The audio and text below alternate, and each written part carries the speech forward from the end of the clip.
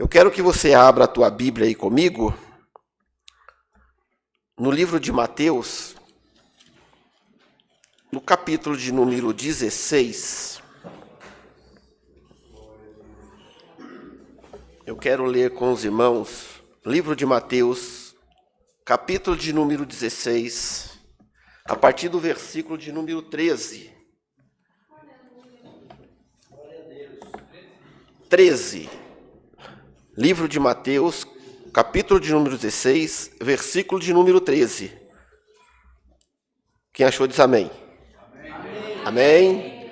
Vamos ler a palavra do Senhor que diz assim: E chegando Jesus à parte de Cesareia de Filipe, interrogou os seus discípulos dizendo: Quem dizem os homens ser o Filho do Homem?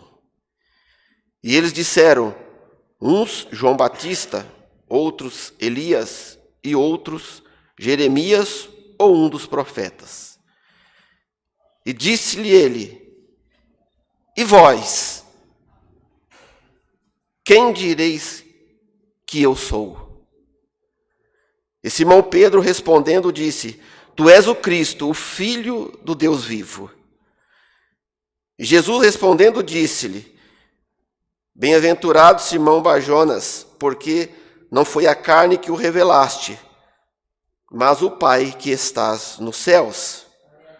Pois também eu vos digo que tu és Pedro, e sobre esta pedra edificarei a minha igreja, e as portas do inferno não prevalecerão contra ela.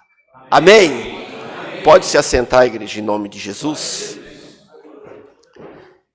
Eu quero que essa manhã vocês prestem bem atenção no que Jesus ele quer nos dizer. Esse texto é um texto, irmão, que eu me apego muito com ele, porque Jesus interrogando os seus discípulos, Jesus ele quer saber o que estão dizendo dele por aí.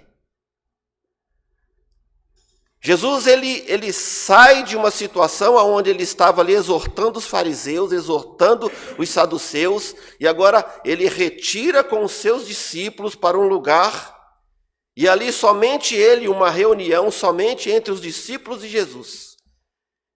E Jesus ele faz uma pergunta aos seus discípulos, dizendo: Quem diz por aí que eu sou?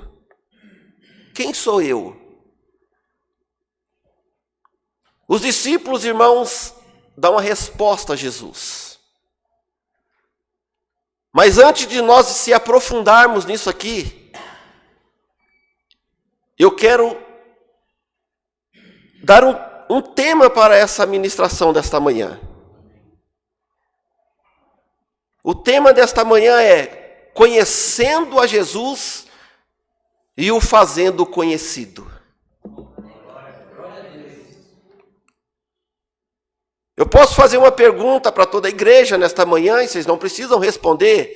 Eu posso perguntar: vocês conhecem a Jesus? Sim, conhecemos.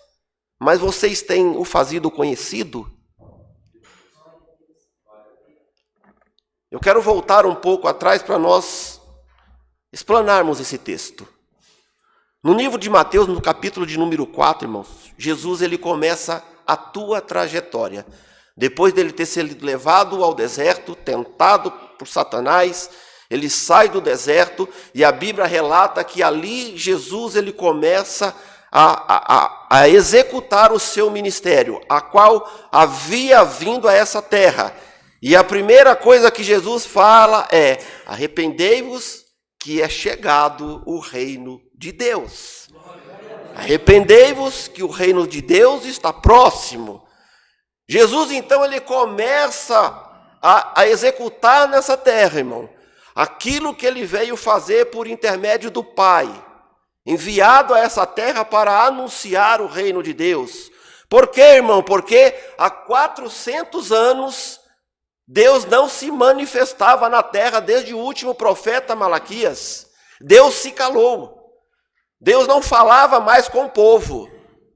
O povo se rebelou, o povo se afastou de Deus, e agora, por intermédio de João Batista, que Deus levanta, que veio preparar o lugar para Jesus Cristo, agora entra em cena Jesus Cristo de Nazaré.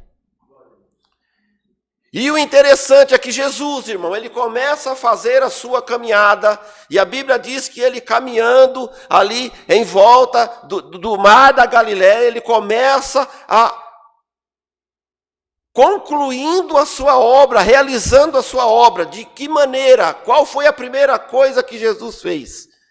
Ele começou a escolher os seus discípulos, porque Jesus, 100% homem, 100% Deus nessa terra, ele sabia, ele tinha convicção que a passagem dele por essa terra ia ser breve, mas aquilo que ele fizesse nessa terra teria que ter continuidade, ela não poderia parar. Então Jesus, ele passa pelo mar da Galileia, vê uns pescadores pescando, ele fita os olhos em Pedro. E interessante que ele já fala logo: ei Pedro, farei de você nunca mais, não é mais pescadores de peixe, mas farei de ti pescadores de homens. Farei de ti, Pedro, pescadores de almas. Jesus Cristo, então, ele começa a realizar a tua obra nessa terra e começa a ensinar os escolhidos dele.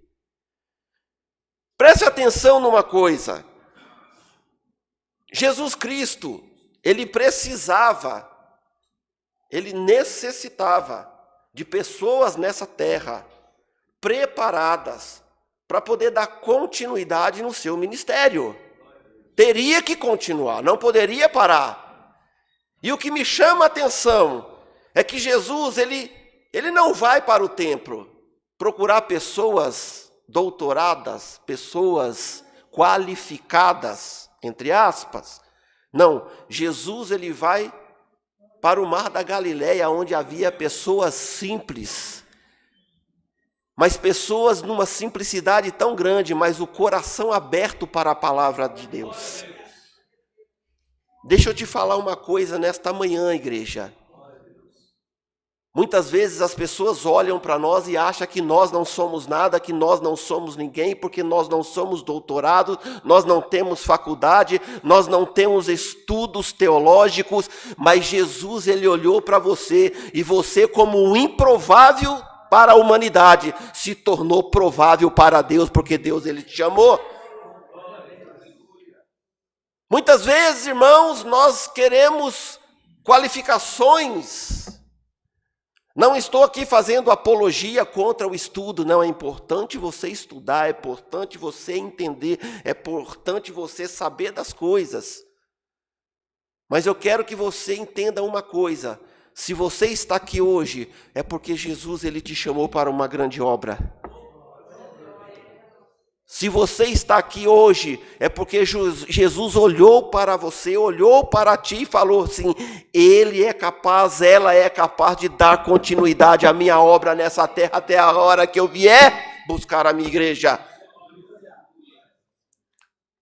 Jesus, irmãos, ele começa a juntar os seus discípulos e ele começa a fazer milagres e maravilhas. Jesus, ele começa a libertar. Jesus, ele começa a curar, Jesus começa a anunciar o reino de Deus, irmão. Esse é o grande fundamento de Jesus nessa terra, anunciar o reino que estava por vir, o reino que estava próximo. Os discípulos ficam maravilhados com tudo aquilo que Jesus está fazendo. Jesus, eles olham para Jesus e falam: mas quem é esse que até o mar lhe obedece? Quem é esse? Até os discípulos andando com Jesus, muitas vezes um ponto de interrogação estava na mente dele, falando: gente, como é possível isso acontecer? Depois de muitas caminhadas com Jesus, irmão, nós vamos chegar aqui ao capítulo de número 16. Porque até o capítulo 16 do livro de Mateus, Jesus, ele está anunciando o reino, como seria o reino, qual era a verdadeira função de Jesus nessa terra, levar o pecador ao arrependimento, porque Jesus sempre dizia nas suas pregações, quando as multidões o acompanhavam, eu vim buscar e salvar aqueles que haviam se perdido. Jesus veio trazer vida para aqueles que estavam mortos. Então Jesus, ele sempre pregou isso para a multidão. Mas agora Jesus, ele se aparta da multidão com os seus discípulos. E ele faz uma pergunta. Quem dizem por aí quem sou eu? O que estão falando de mim? Os seus discípulos, irmãos, eles respondem a Jesus dizendo, olha, estão dizendo que o Senhor é João Batista, porque João Batista já havia sido morto. Estão dizendo que o Senhor é Elias. Outros estão dizendo que o Senhor é Jeremias. E alguns dos profetas.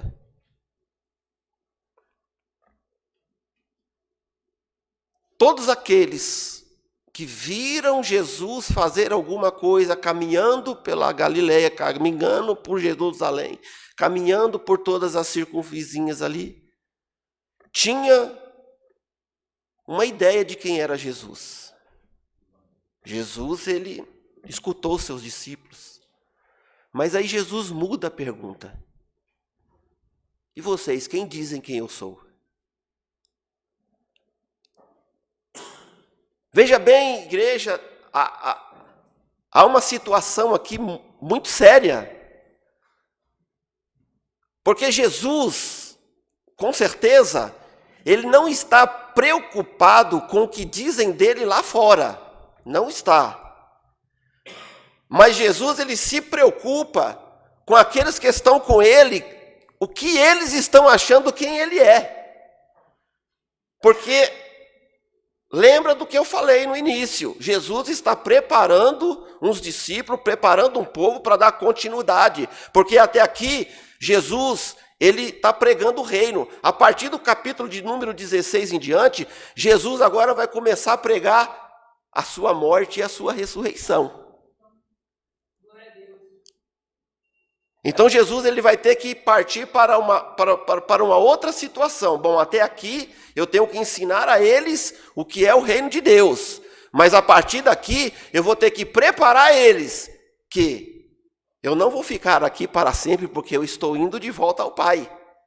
E é eles quem tem que dar continuidade. Eu quero que você entenda uma coisa. Pedro, ele disse, olha, o Senhor é o Filho do Deus Altíssimo. Jesus olha para Pedro e fala, olha, não foi nem a carne nem o sangue que te revelou isso, mas foi o meu próprio Pai que está no céu que te trouxe essa revelação. Eu quero abrir um parênteses aqui para você entender uma coisa.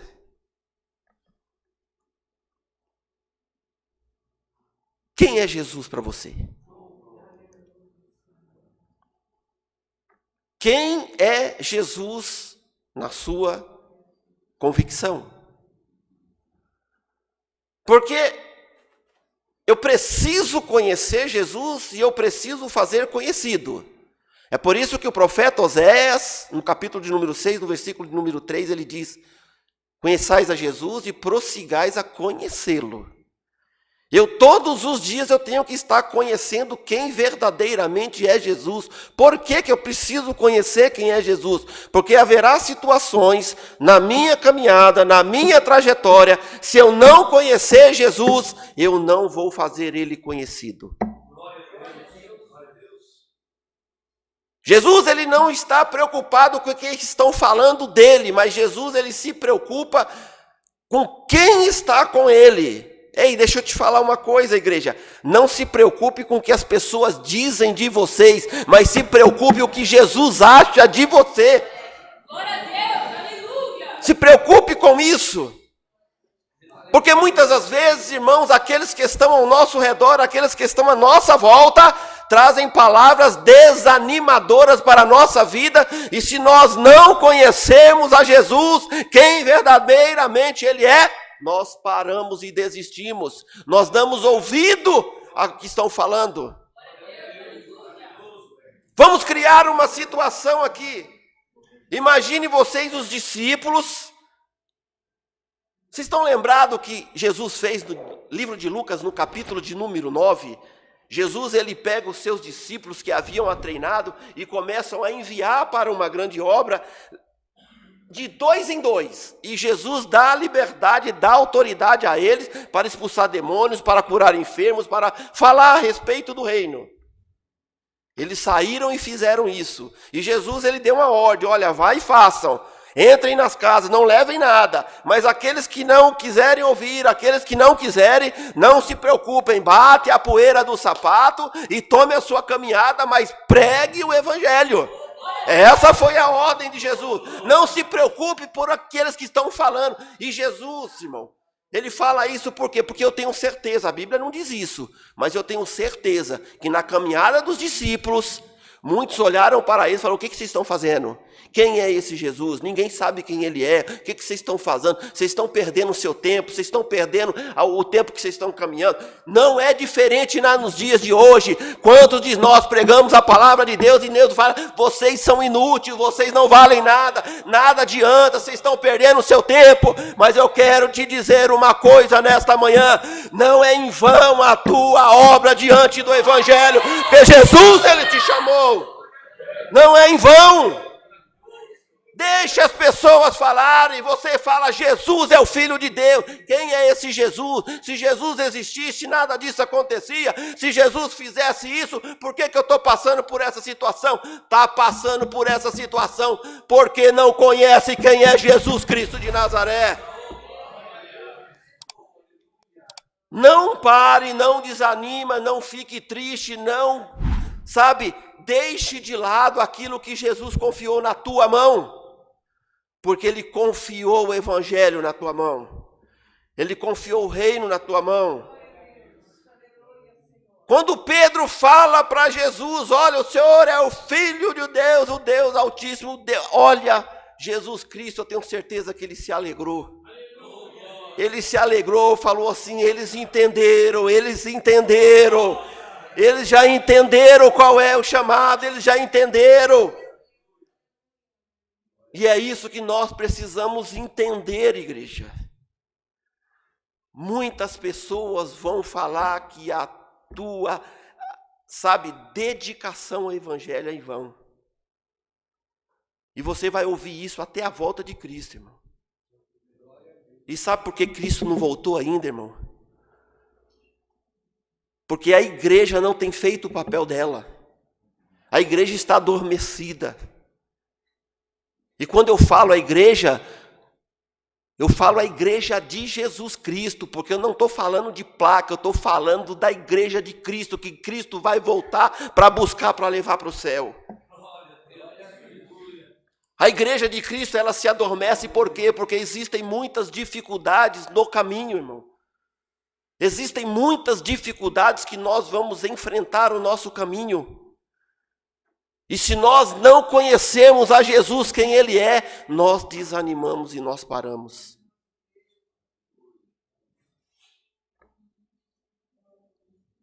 Deixa eu te mostrar uma coisa na Bíblia que é um fato relevante no Evangelho. Por causa das dificuldades, muitas vezes, irmão, nós duvidamos de quem é Jesus. Porque nós não estamos livres nessa terra. A Bíblia não nos dá garantia nenhuma que nós não sofreríamos nessa terra. Pelo contrário, Jesus Cristo disse aos seus discípulos: olha, no mundo tereis aflição, mas eu já venci esse mundo. E se nós estamos em Cristo e Cristo está em nós, nós sabemos que nós vamos reinar juntamente com Cristo no determinado momento que ele voltar. No livro de Mateus, no capítulo 11, no versículo de número 2, irmão, eu vejo uma situação que muitas vezes nós falamos: puxa, como isso pode acontecer? Mas foi relatado, irmão, para eu e você abrirmos nossos olhos. Quem é Jesus Cristo?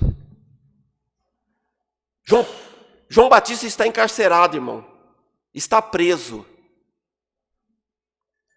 E os discípulos de João Batista vão visitar ele na cela, na cadeia. E João Batista, ele dá uma ordem aos seus discípulos. Falando assim, olha, vai até Jesus e pergunta a ele se ele é o Cristo ou se haverá de vir outro. Quem está falando isso é João Batista, irmão, que preparou o caminho para Jesus, que tinha convicção que ele não tinha mas nem a honra de atar as sandálias do pé dele. Muitos achavam que João Batista era a pessoa que Deus enviou para ser o Messias. Ele falava, não é eu não, haverá de vir outro depois de mim. Agora João Batista numa prisão, encarcerado, preso, condenado à morte, irmão. O que se passa na cabeça de João Batista dentro da cela, encarcerado e preso? O que se passa na minha cabeça, o que se passa na tua cabeça quando você está aprisionado em uma situação da tua vida? Situações essas que nos desesperam, irmão.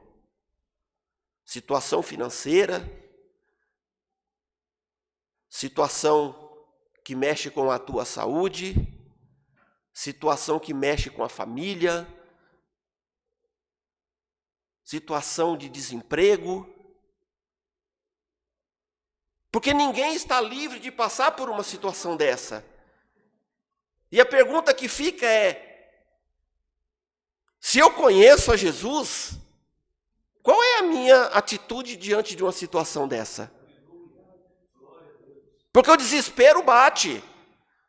Não adianta eu dizer que eu sou um cristão super-homem, nada vai me abalar. Abala. Diante de situações da vida, vai te abalar.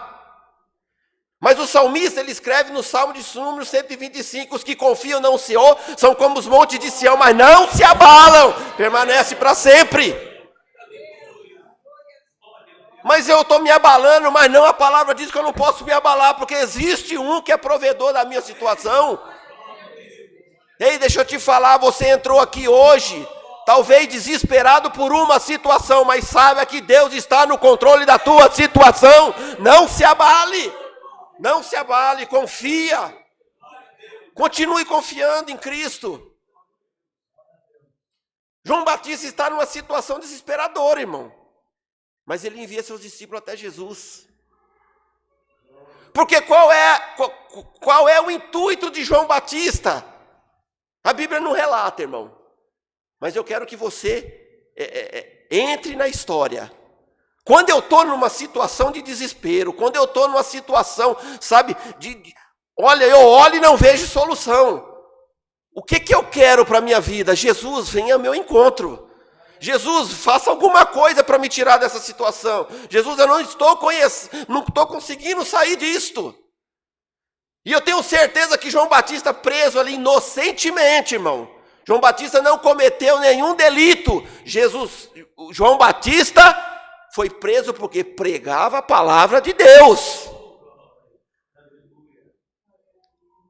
E aí você olha e você fala, isso é uma injustiça. E por um determinado segundos na cabeça de João Batista, ele fala, poxa, mas por que Jesus não está aqui para me tirar dessa situação? Cadê Jesus? Onde está Jesus nessa hora? Então João Batista fala assim, olha, vai até Jesus, pergunta se é Jesus ou vai vir outro. E os discípulos vão até Jesus, irmão. Quando os discípulos vão até Jesus, eles fazem a pergunta para Jesus. Jesus, João Batista mandou lhe perguntar se o Senhor é Cristo ou há de vir outro ainda.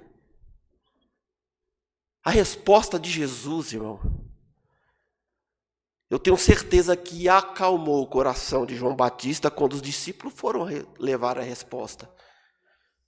Porque quando eles fazem essa pergunta para Jesus, Jesus fala assim, olha, volte lá, diga para João Batista que aqui os cegos enxergam, os coxos andam, os mortos são ressuscitados e aos pobres são pregado o evangelho de Jesus e o evangelho de Deus. Deixa eu te explicar uma situação. A agenda de João Batista não estava ligada com a agenda de Deus, irmão. Com outras palavras, Jesus poderia ter dito para João Batista, fala para João de Batista que a obra não está parando, eu continuo trabalhando para a obra do reino, o reino está sendo expandido, o reino está sendo trabalhado. Existem situações na nossa vida, irmão, que nós vamos padecer nessa terra, sim. Mas a obra ela tem que continuar, não pode parar. A obra ela não pode parar, ela tem que continuar, porque este foi o chamado. Jesus Cristo, quando se reuniu com seus discípulos, bem lá na frente, no livro de João, capítulo 15, versículo de número 16, ele estava também discipulando os discípulos ali e falava para eles, olha, não foi vós que me escolhesse, mas eu vos escolhi para que vades e dei fruto, e esse fruto permaneça, para a fim de que tudo aquilo que pedires em meu nome, o Pai vos conceda. A obra não pode parar. Jesus, ele confia em mim, ele confia em você para que você continue dando fruto nessa terra. Mas para mim fazer isso, para mim continuar com isso, eu preciso conhecer Jesus. Senão de maneira nenhuma eu vou fazê-lo conhecido. De maneira nenhuma eu vou fazê-lo conhecido.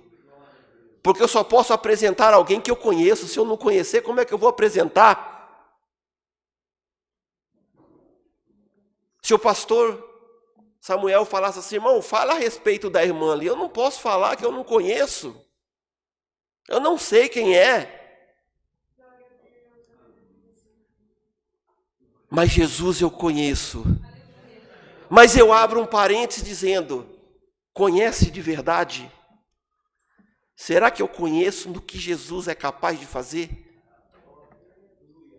Será que eu estou pronto nessa terra para entender que eu estou nessa terra como peregrino? Eu estou de passagem e tudo aquilo que acontecer comigo nessa terra não é culpa de Deus, não é culpa de Jesus, não é culpa. Pode acontecer de uma certa maneira, mas o reino não pode parar. Jesus Cristo, irmão, quando Pedro ele fala para ele que ele é o Filho de Deus, Jesus Cristo se anima e ele fala algo interessante. Ele anima o seu discípulo dizendo, olha, as portas do inferno não prevalecerão contra a minha igreja nessa terra. Quando nós falamos de portas, igreja, nós falamos de algo seguro. A porta, ela simboliza uma segurança. Todos nós temos uma residência. E na residência existe porta. Para que existe as portas? Para nos trazer segurança. Para não deixar entrar quem nós queremos, entrar algo indesejado, a quem tem terreno. Tudo é baseado na porta. Então, uma porta é uma segurança. Só que Jesus fala para os discípulos dizendo, ei, o diabo ele pode fechar a porta na tua frente, mas a porta do inferno não vai prevalecer contra a minha igreja. Pode passar por cima, porque ela não vai te sustentar. E qual é a porta do inferno? É as dificuldades que nós encontramos no caminho, irmão. Olhe para as dificuldades. Perdão. Olhe para as dificuldades, não da maneira que ela é, porque as dificuldades ela não pode te barrar, não pode te paralisar, porque Jesus ele lançou uma palavra dizendo, as portas do inferno não vai prevalecer contra a minha igreja. Avante, igreja! Jesus Cristo ele quer uma igreja ativa. Ele quer uma igreja em movimento. Ele quer uma igreja que não olhe para as dificuldades, mas que ele olhe para aqueles que estão necessitados. Essa é a função, esse é o papel da igreja. A igreja tem que avançar. Muitas pessoas acham que servir a Cristo é viver em bonança, em abundância. Não, não é só isso. Servir a Deus, irmão, servir a Cristo é gradativamente, extraordinário para aqueles que conhecem Ele. Quem conhece Ele, olha, é gratificante. É muito gratificante. Olha, uma certa feita me fizeram uma pergunta, irmão. E a pessoa não entende, ela não vai entender nunca. Uma certa feita, irmão, nós entramos em uma comunidade para pregar a palavra do Senhor. Para pregar o Evangelho. E quando nós entramos nessa comunidade, irmão, eu como o ministro da palavra do Senhor, que eu botei o pé dentro da casa, as lágrimas quase desceu, mas eu tive que segurar. Eu falei, mas eu não posso chorar aqui, Senhor. Eu não posso, eu tenho que me conter. Porque eu entrei numa casa, irmão, para levar a palavra, um pai e uma mãe dentro de uma casa, com 4 crianças, num cômodozinho de madeira, aonde nós entramos, a primeira coisa que a gente faz, não tem como, a gente olhar o ambiente.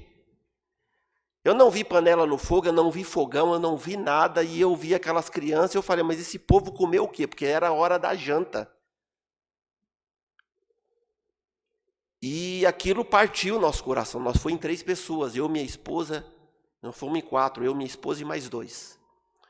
E pregamos a palavra do Senhor ali, oferecemos o pão da vida, que é Jesus Cristo, mas e o alimento para o corpo? A gente perguntou se eles já tinham comido alguma coisa, não, tudo, falaram que não tinham comido nada, porque não tinham, tal. Eu vou resumir a história para não tomar muito tempo.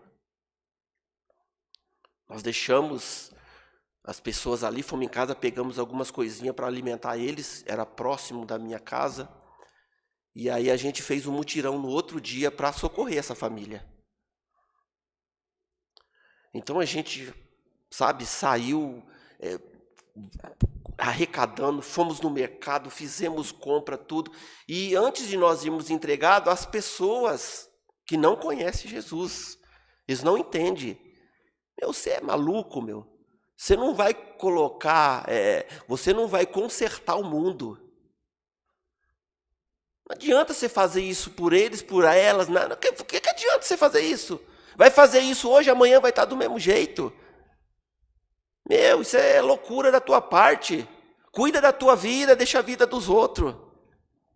Esse é o pensamento de quem acha que Jesus Cristo, irmão, é um profeta, é um Jeremias, é um qualquer da vida, mas quem conhece quem é Jesus Cristo não pensa dessa maneira.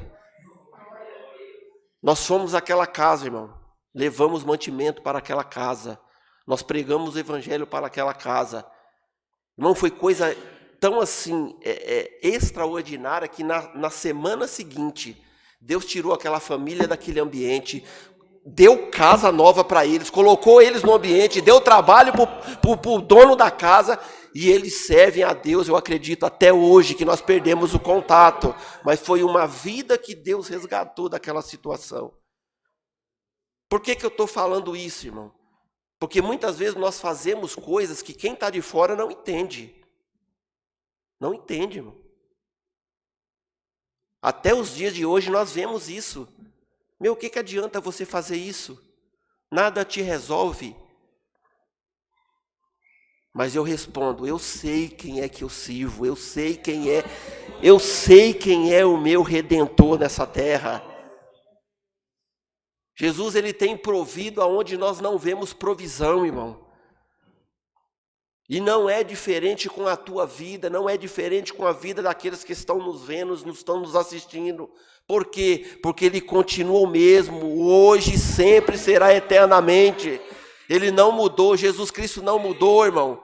Jesus Cristo alimentou uma multidão de mais de 5.000 pessoas com 5 pães e 2 peixes. Por quê? Porque ele é provedor na vida daqueles que confiam nele.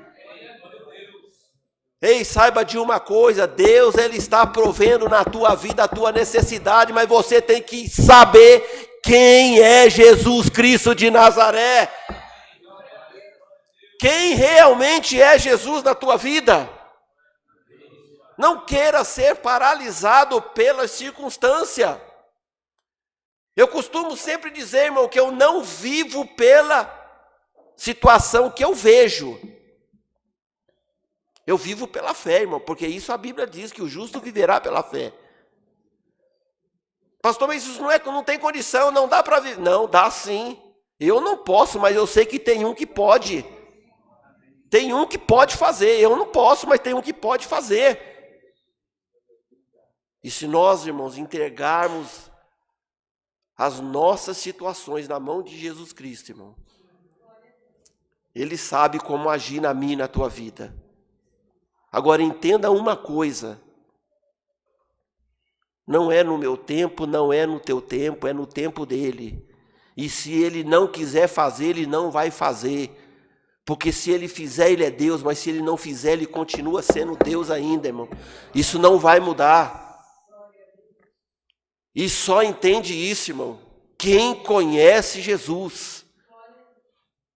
Porque existem situações na minha vida que eu desejo, mas que eu nunca vou alcançar, irmão. Porque na minha força eu nunca alcançarei. Mas se Jesus Cristo olhar e achar graça e falar assim, não, eu vou fazer que aconteça, ele pode fazer. Mas eu não. Você não. Mas ele pode. Hoje, irmão, nós, Igreja de Jesus Cristo, nós estamos perdendo a fé naquele que nós conhecemos, por causa das situações. É por isso que Jesus Cristo ele diz que a fé de muitos se esfriariam. E ela se esfria por quê? Porque o mundo, o ambiente que nós vivemos, irmão, a geração que nós vivemos, ela está se afunilando. Cada dia que passa se torna mais difícil. Cada dia que passa se torna uma situação assim que desesperadora. Porque hoje eu estou com 54 anos, irmão. Então vamos colocar aí, desde quando eu me tenho por entendimento, vamos colocar aí 7 anos de idade, que você já tem um entendimento básico. Eu escuto dizer, Jesus Cristo está voltando.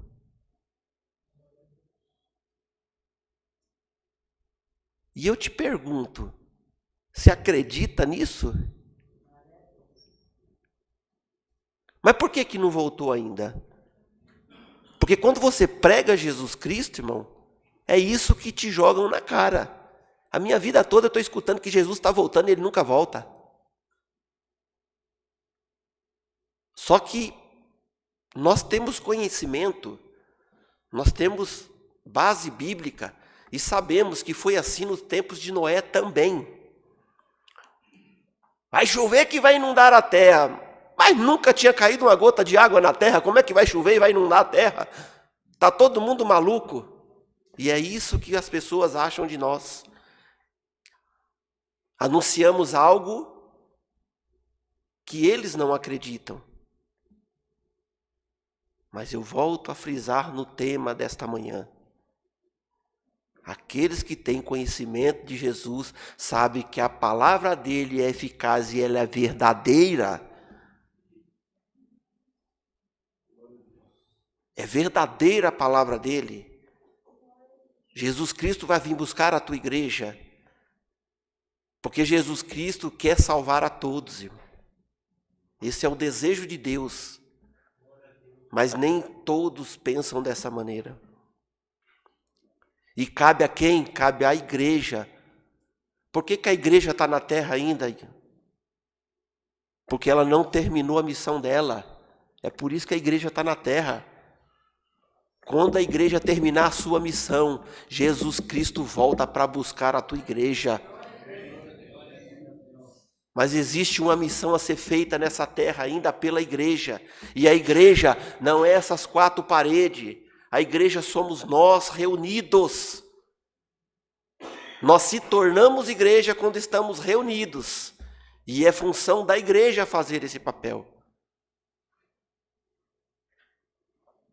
Pedro, irmão, ele tinha convicção de quem era Jesus.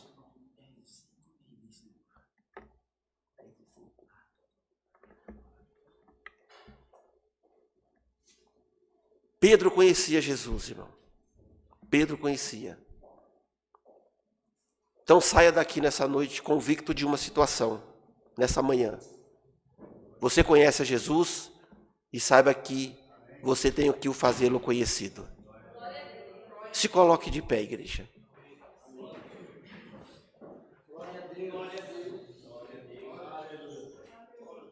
Eu quero orar pela tua vida, orar por aqueles que estão nos vendo. E eu quero que você saia daqui nesta manhã, convicto de uma coisa. Conheçais a Jesus, conheçais a Deus e prossigais a conhecê-lo, porque Ele é fiel para cumprir tudo aquilo que tem prometido em tua vida. Soberano Deus, te damos graça nesta manhã pela tua palavra, Senhor. Que a tua palavra possa ter alcançado, meu Pai querido, aqueles que estão nos assistindo e aqueles que estão presentes. Que a tua palavra venha a ser verdadeira na vida de cada um e que todos aqueles que ouviram a tua palavra, Senhor, possam sair daqui nesta manhã abençoado e fortificado pela tua palavra, que eu te peço em nome de Jesus Cristo. Amém? Você pode aplaudir Jesus Cristo? Eu entrego para o pastor.